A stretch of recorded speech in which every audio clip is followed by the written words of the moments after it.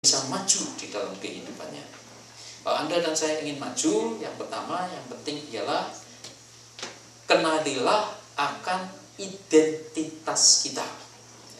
Identitas yang bagus adalah identitas dalam Kristus. Sebab semua tanpa kecuali, hidupmu bobrok sekalipun, Anda pembunuh sekalipun, penyamun sekalipun, begitu kamu terima Tuhan Yesus, begitu kamu berkata Yesus Kristus Tuhan dan Juru Selamatku, berubah status kita. Anda menjadi anak-anak Tuhan. Saudara dan saya menjadi orang-orang pilihan Tuhan, bangsa yang terpilih, imamat yang rajani. Jadi identitas kita adalah sebagai anak raja di atas segala raja. Dari situ nanti kita akan bisa menghargai diri sendiri. Orang yang tidak menghargai dirinya sendiri, dia tidak akan pernah bisa maju. Orang tidak menghargai akan talenta yang Tuhan anugerahkan dalam hidupnya, pasti akan disia-siakan, dia tidak pernah maju. Saya selalu kalau bersama istri saya atau teman pergi ke jalan-jalan di Amerika ini, begitu saya lihat orang bule mengemis, hati saya sedih. Ini langsung pergi ke Semarang, pakai dasi, dosen bahasa Inggris. Native speaker, dia pasti bisa jadi dosen bahasa Inggris. Ini dia masuk ke gereja saya di Semarang atau di Jepara, Natal, main drama, jadi Tuhan Yesus pasti. Bahwa wajahnya paling mirip Tuhan Yesus dia. Kan Tuhan Yesus yang digambarkan di sekolah minggu kan begitu. Ya toh? Wajahnya yang mirip dia. Sayang aja, tidak ada visi, umatku binasa. Jadi pengemis di sini. I am hungry, please help me. Ini gitu aja, pakai karton. Ya, sayang sekali. Diikat di dalam kehidupannya. Jadi temukan identitas di dalam hidup kita. Dan semua kita bisa menemukan identitas kita, siapa diri kita dalam Yesus Kristus. Percaya Tuhan Yesus, serahkan hidup pada Tuhan Yesus, berubah hidup kita. Anak raja di atas segala raja. Yang kedua, saudara sekalian, bergandengan dengan itu, lalu kita ini akan mengembangkan akan karunia yang Tuhan anugerahkan. Jadi itu terus itu. Kalau sampai 1 bulan Anda tidak mendoakan orang sakit, tidak mendoakan orang yang punya persoalan, something wrong itu pasti. Coba itu terus itu. Ya, berarti Anda sedang kurang dengar suara Tuhan. Kalau Anda maintain ya personal devotion tiap pagi bersama dengan Tuhan, cepat sekali. Dan Hans, dalam hukum Tuhan itu tidak ada begini. Oh, kamu kan baru 6 bulan bertobat. Dia sudah 20 tahun jadi Kristen. Jadi pasti kamu kalah sama dia. Tidak ada. Sebab firman Tuhan berkata, yang terdahulu menjadi terkemudian, terkemudian menjadi terdahulu. Orang seperti Paulus yang baru bertobat karena dia sungguh-sungguh dengan Tuhan, dia melampaui semua rasul-rasul yang lain. Heran.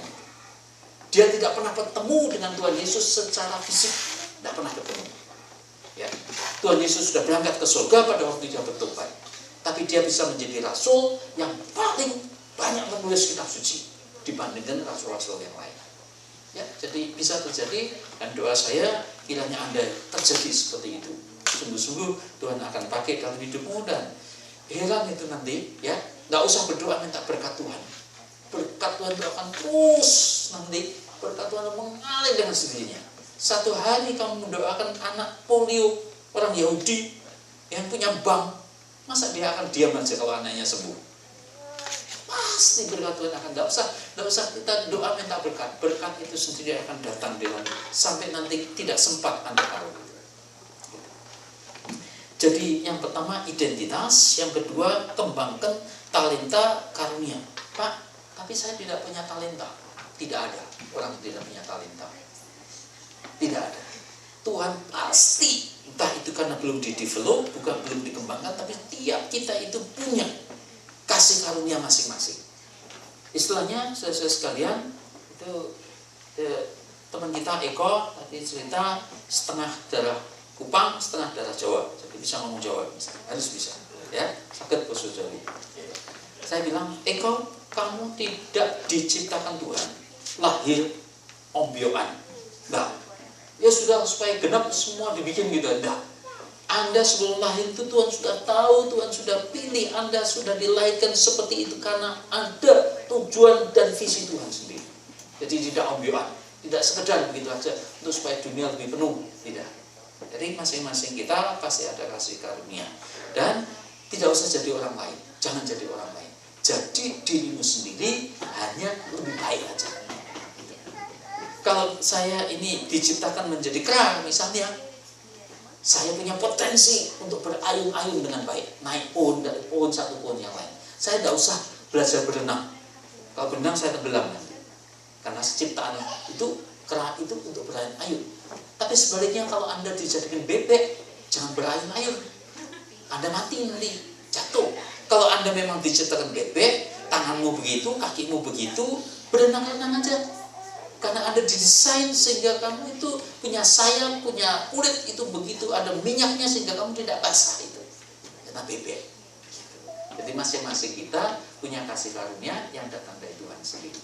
Dan minta anugerah itu. Dan nanti kalau perlu ditambahin, nanti itu karunia apa ini? Mujizat, karunia prophecy, nubuatan itu kan Tuhan tambahi itu.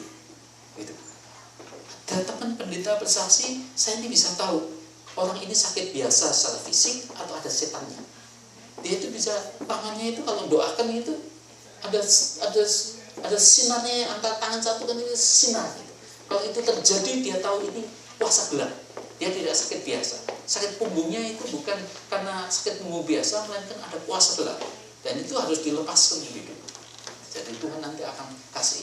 Dan heran itu, saudara, ya, dicatat itu dalam hatimu, Hans, ya, itu seperti dokter. Dokter itu kalau belajar terus, dia akan menjadi dokter spesialis.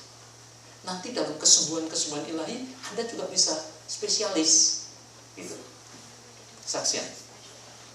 Saya ketemu di Surabaya, pendeta Anangkondia dari Amerika Latin yang sangat terkenal dengan mujizat-mujizat dan kebangunan rohani kesembuhan ilahi. Di Indonesia, Bu Lisa, saya belum pernah ketemu pendeta yang mendoakan supaya orang yang giginya berlubang ditempel sama Tuhan. Saya belum pernah. Saya pernah. Orang doakan sakit kanker pernah, doakan orang sakit kepala pernah, doakan keluarga berantakan pernah. Saya dengar banyak sekali di Indonesia. Tapi saya belum pernah sampai hari ini mendengar pendeta mendoakan, kamu giginya lubang ya? Saya doakan supaya ditempel sama Tuhan. Tapi pendeta David akan Anangkondia ini bagi Tuhan mujizat demi mujizat, orang-orang yang giginya lubang didoakan. Gitu. Saya sih mendoakan supaya jangan sampai dokter-dokter gigi tersinggung di situ. Kasihan juga sih. Gitu. Kejadiannya kenapa dia bisa begitu? Satu hari ada anak muda bertobat, kelepasan, doakan, terima Yesus, dibaptiskan. Kemudian dia bersaksi. Anak muda ini dulu ikut magic. Dia ikut dukun, dia bilang begini, dukun saya dulu juga dukun, saya ini kalau soal menambal gigi, itu sudah biasa di tempat kami. Orang-orang yang sakit gigi tidak bisa ke dokter, kami doakan, kami semedi, kami urapi, dia sembuh dan giginya tertempel. Nah, ini pendeta David Anangkondia, langsung hatinya mengalami yang disebut kemarahan yang suci. Kalau setan bisa menempel gigi, Tuhan juga mesti bisa. Jadi mulai hari itu dia mendoakan dalam kampanye-kampanye kebangunan rohani dan kesembuhan ilahi. Dia mulai doakan orang-orang juga supaya giginya ditambal. Kalau Anda tanya pada saya, tambahnya Tuhan gigi pakai apa? Saya juga nggak tahu. Ya mungkin sama dengan dokter gigi, juga sama, saya nggak tahu. Tapi itu kejadian sungguh-sungguh didokumentasi dan bisa terjadi.